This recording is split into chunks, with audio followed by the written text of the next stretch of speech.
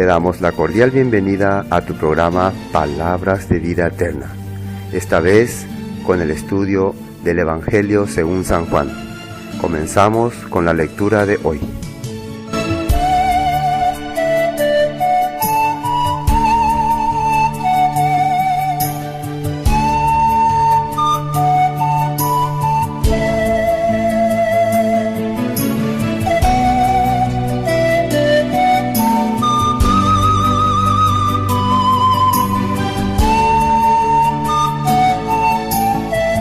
Evangelio según San Juan 13. El versículo 31. Entonces cuando salió dijo Jesús: Ahora es glorificado el Hijo del Hombre, y Dios es glorificado en él. Si Dios es glorificado en él, Dios también le glorificará en sí mismo, y enseguida le glorificará. Hijitos, aún estaré con vosotros un poco. Me buscaréis, pero como dije a los judíos, así os digo ahora a vosotros: a donde yo voy, vosotros no podéis ir. Un mandamiento nuevo os doy, que os améis unos a otros. Como yo os he amado, que también os améis unos a otros. En esto conocerán todos que sois mis discípulos, si tenéis amor los unos por los otros. Le dijo Simón Pedro: Señor, ¿a dónde vas? Jesús le respondió: A donde yo voy, no me puedes seguir ahora, pero me seguirás después. Le dijo Pedro: Señor, ¿por qué no te puedo seguir ahora? Mi vida daré por ti. Jesús le respondió: ¿Tu vida darás por mí? De cierto te digo, no cantará el gallo sin que me hayas negado 3 veces. Y esto es lo más importante que vamos a aprender. Versículo 31.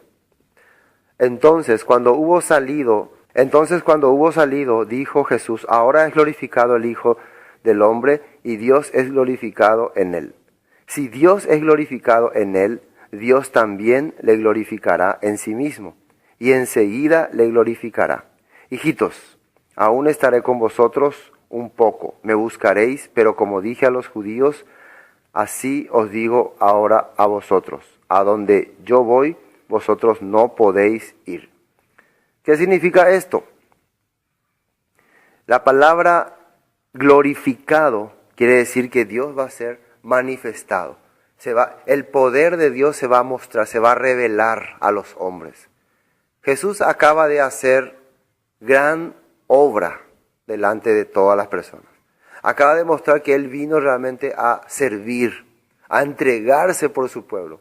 A pesar de que Judas Iscariote quiere venderle, quiere entregarle. ¿Qué corazón mostró Jesús hacia Él?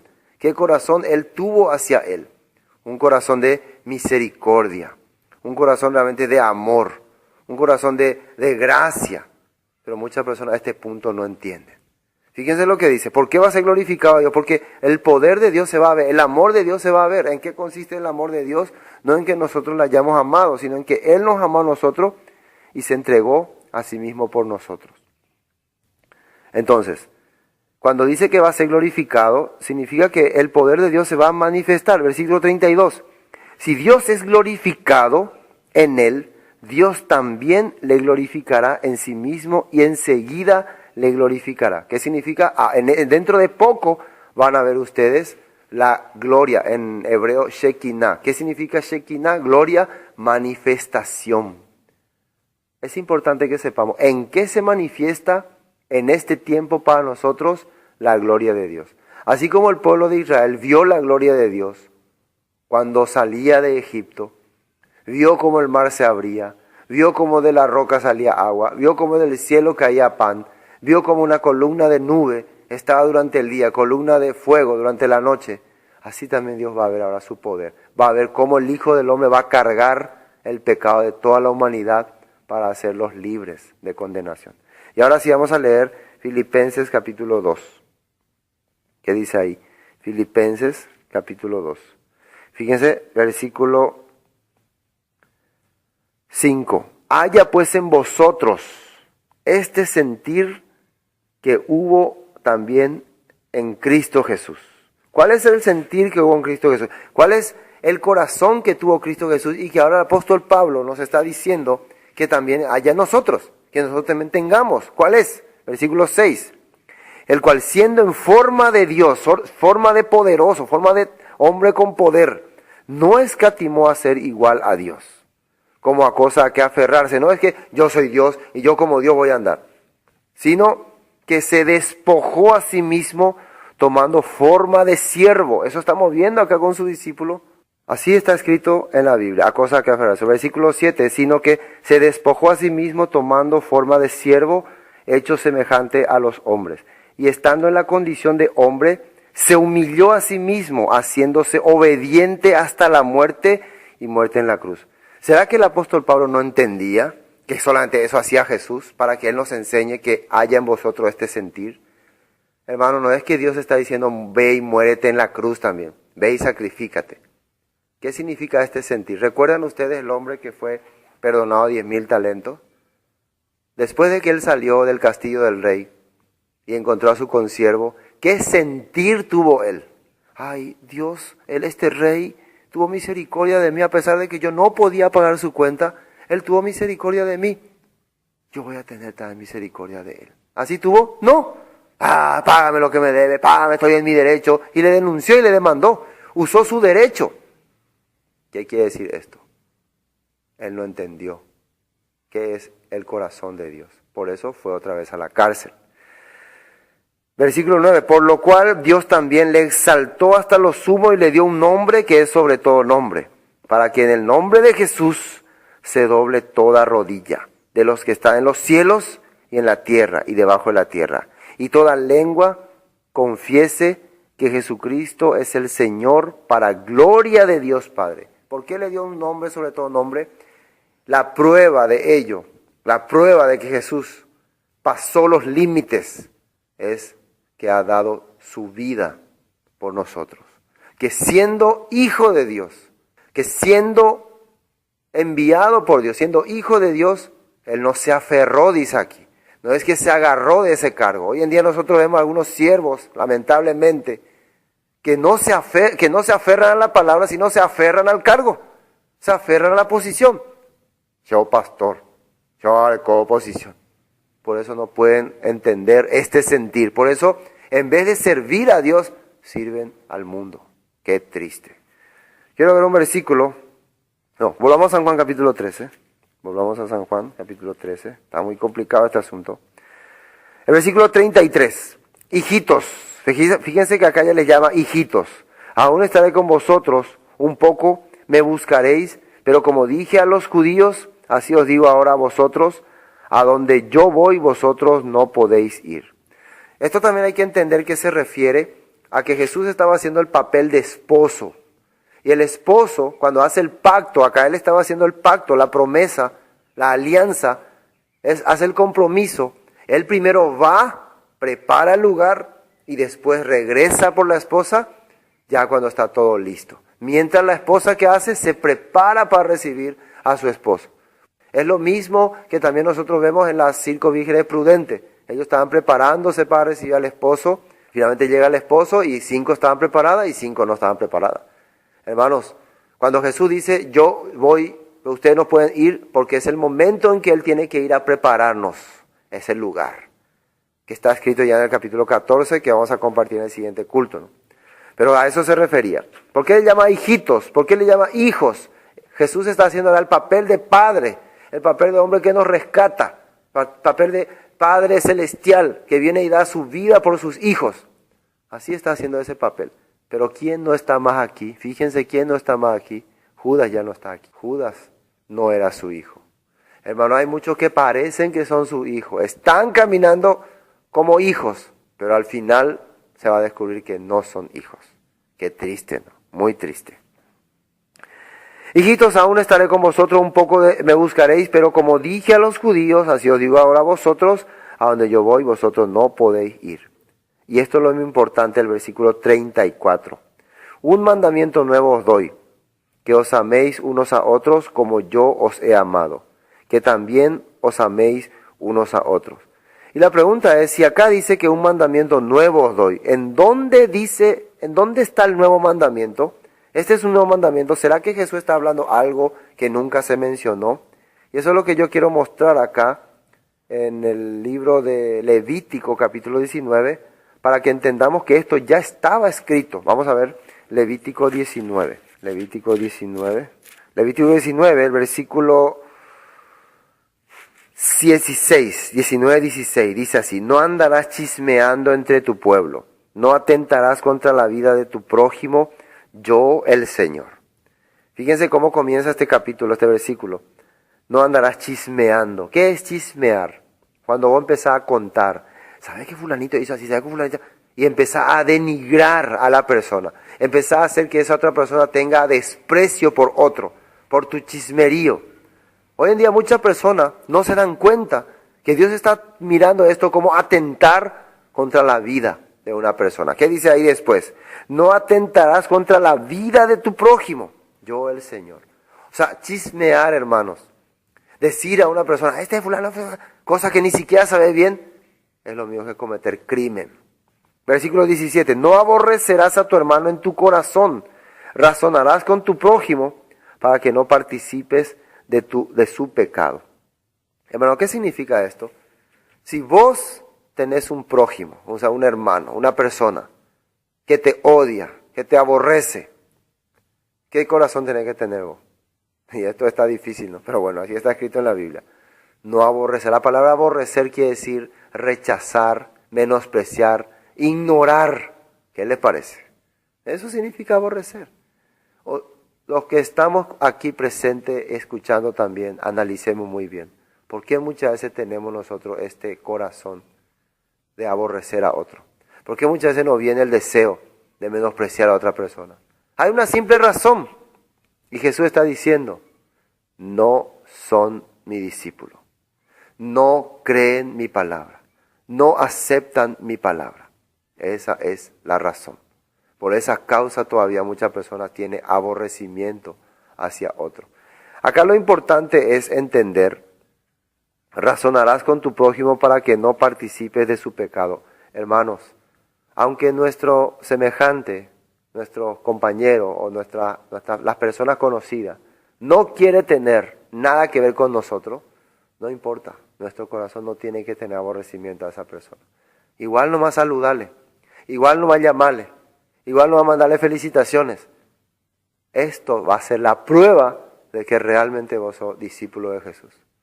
Crea o no lo crea, la Biblia dice así. No te vengarás ni guardarás rencor a los hijos de tu pueblo, sino amarás a tu prójimo como a ti mismo. Yo, el Señor.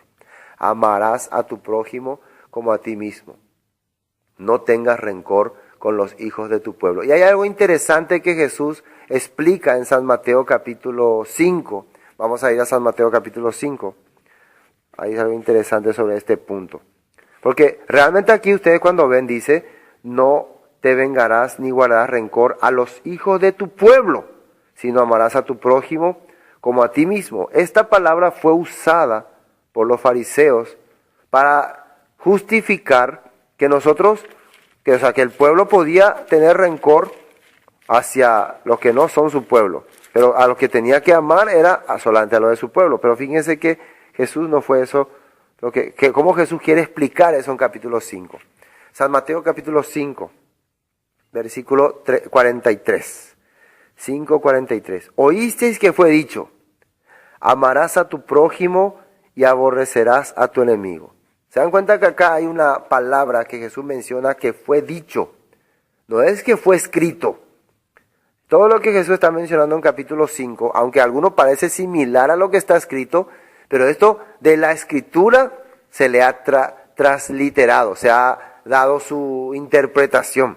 Y los fariseos interpretaron, bueno, si la Biblia está escrito que no aborrecerás, no tendrás rencor contra tu hermano, entonces a esos que nos han perseguido, a esos que nos han aborrecido, a esos sí tenemos que aborrecer o ignorar. Acá dice, oíste que fue dicho, amarás a tu prójimo y aborrecerás a tu enemigo. ¿Quién sería enemigo del pueblo judío? Precisamente los que se oponían a la palabra, se oponían a las leyes de Dios. A eso Dios le llamaba enemigo. Pero ¿qué dice Jesús? Pero yo os digo, versículo 44, Amad a vuestros enemigos.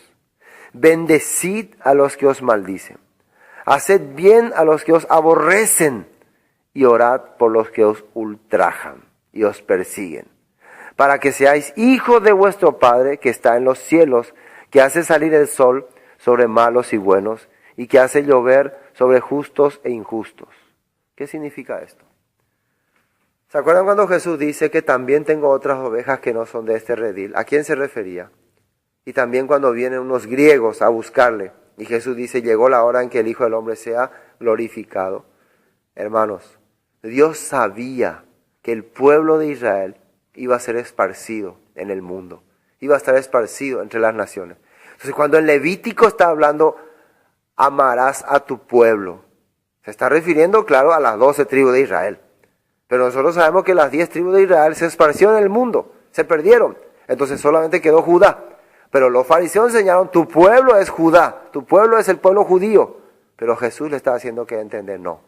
Tu pueblo ahora está entre todas las naciones, entre todos los pueblos. Por lo tanto, tienes que amarlos. Porque esos gentiles, esos que ahora estás aborreciendo, son también tu pueblo. Fíjense la maravilla que Dios ha hecho. Dios ha esparcido su pueblo entre todas las naciones para poder hacer que esa ley de Levítico 19 se cumpla hoy también en nuestra vida. Por eso nosotros no podemos decir, esto es solamente para los judíos. Esta ley es para todo el mundo, porque en todo el mundo está impregnado el pueblo de Dios. Por eso Jesús le aclaraba este punto. Esto es muy importante entender de la manera que Dios dice. Bueno, vamos a ver San Juan capítulo 15, a ver qué está mencionando ahí, ya que estamos cerquita ahí. San Juan capítulo 15, el versículo 12 dice así. Este es mi mandamiento, que os améis unos a otros como yo os he amado. Aquí está el nuevo mandamiento. Volvamos a 13:34. Un mandamiento nuevo os doy. ¿Ustedes quieren saber cuál es el nuevo mandamiento? Que os améis unos a otros, y ahí está, como yo os he amado. Hermanos, Dios ha mostrado la prueba de cómo una persona tiene que vivir y cumplir la ley de Dios a través de su Mesías, a través de su gloria. Él es la gloria de Dios, es la manifestación de Dios. Él ha mostrado a nosotros cómo se tiene que amar a los demás. ¿Cómo ha hecho eso? Amándonos Él primero.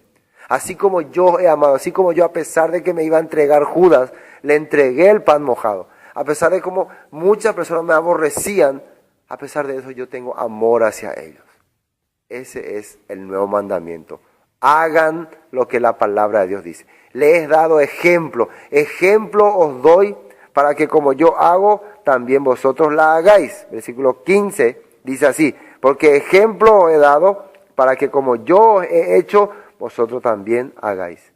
Hermanos, ¿por qué la gente se rehúsa a hacer lo que Dios dice? ¿Por qué se rehúsa a creer la palabra de Dios? Qué triste. Realmente me da tristeza el corazón de muchas personas. ¿Y qué dice ahí? Esta es la palabra contundente. En esto, versículo 35, 13:35, en esto conocerán todos que soy mi discípulo, si tuviereis amor los unos con los otros. ¿Cuál va a ser la prueba? ¿Cómo yo puedo identificar hoy, este es un discípulo de Jesús? Este es un seguidor de Jesús. Este realmente es un verdadero siervo de Jesús.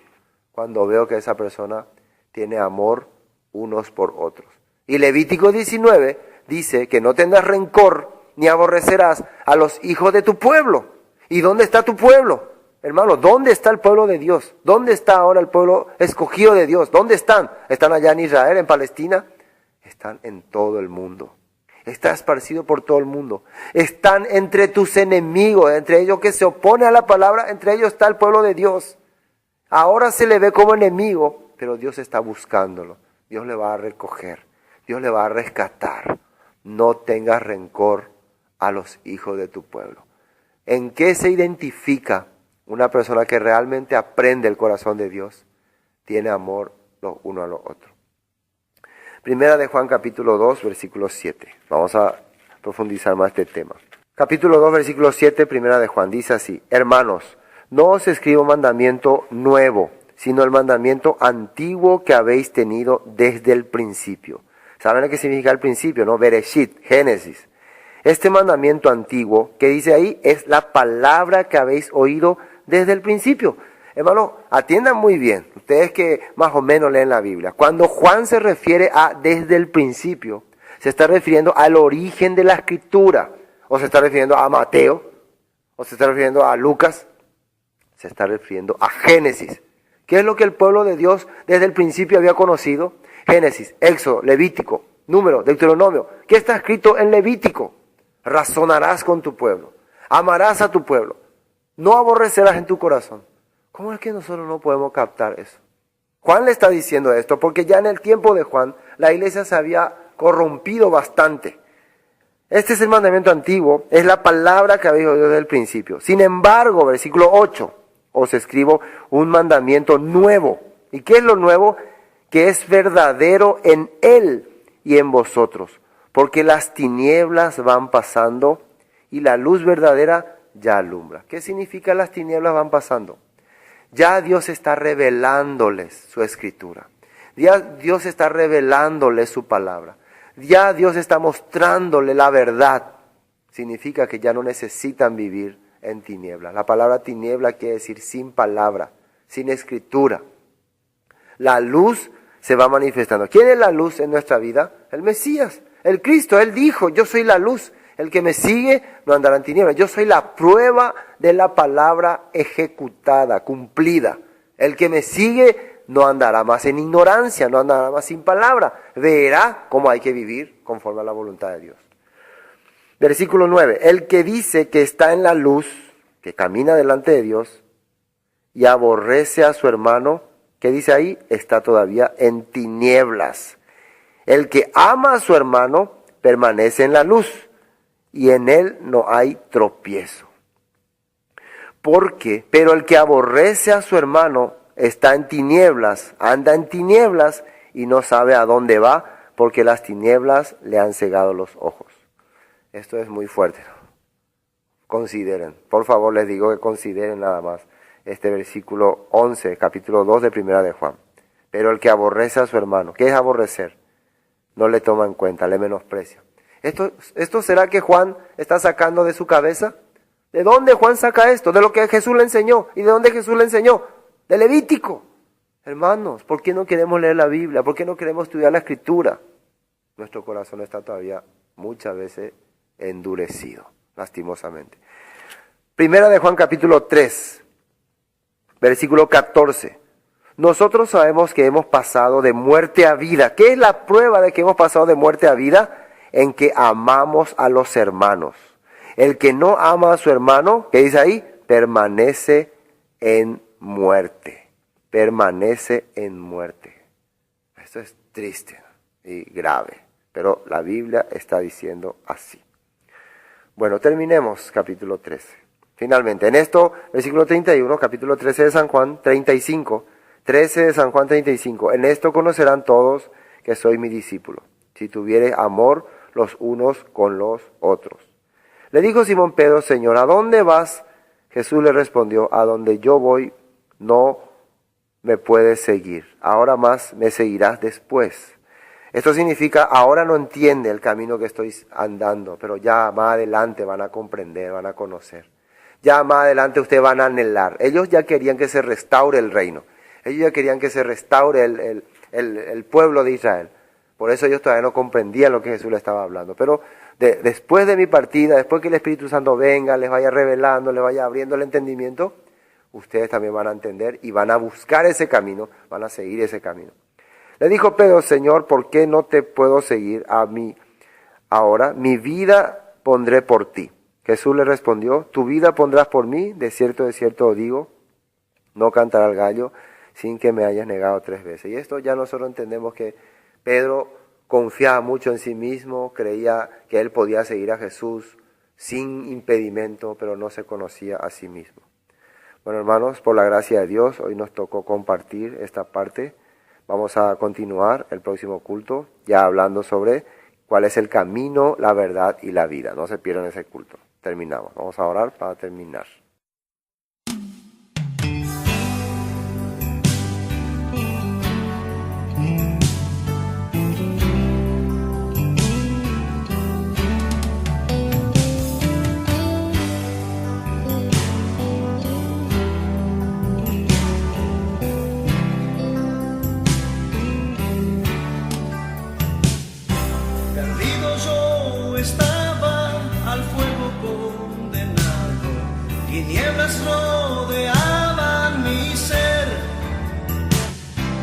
desilusión llenaba mi cuerpo y mi alma, pensaba el vacío llenar.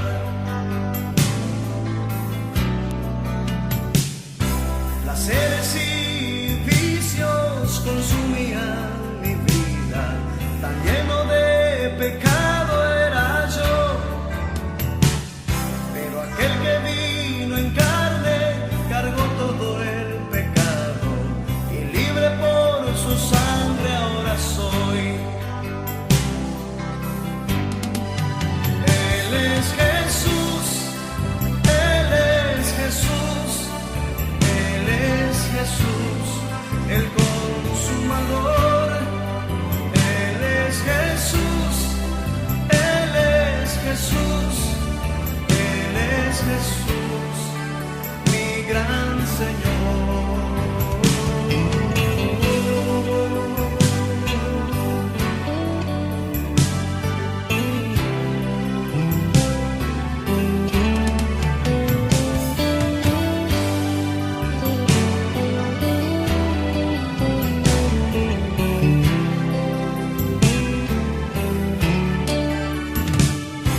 Vagaba yo en el mundo, burlado por el diablo, pensaba que yo era el mejor, amarrados en ídolos y en las tradiciones, pensaba que eso es salvación. Pero un día me di cuenta que todo estaba errado. El Espíritu de Dios me mostró que aquel que vino en carne cargó todo el pecado, y libre por su sangre ahora soy. Él es Jesús, Él es Jesús, Él es Jesús, el consumador. Él es Jesús, Él es Jesús, Él es Jesús, mi gran Señor. Él es Jesús, Él es Jesús, Él es Jesús, el consumador. Él es Jesús, Él es Jesús, Él es Jesús, mi gran Señor. Él es Jesús, Él es Jesús, Él es Jesús, el consumador. Él es Jesús, Él es Jesús, Él es Jesús, mi gran Señor.